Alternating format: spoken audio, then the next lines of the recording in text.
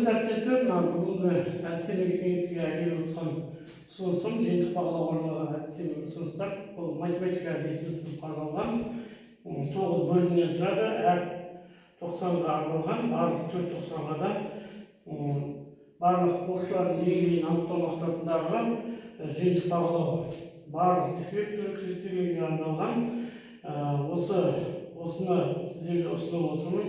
Бұл жерде суреттер, суреттер барлығы да дайын берілген.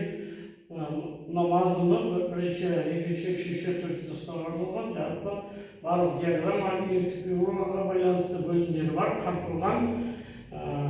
Енді біреуін ғана көрсетіп жіберейін. Бұл жерде натуралдардың бөлінгіштігі. Оқушылар осы бойынша ең үлкен ортақ бөлімді табу, ерекше ортақ екендіктері табуға байланысты есептер. Бұл барлық балалардың деңгейіне байланысты. Бұл жерде бағалау критериясы бар, дискриптор барлығы бар, барлық көрсетілген. Соған байланысты балалардың мүмкіндігін бәрін саралаймыз. Осы рахмет, тыңдағандарыңызға рахмет.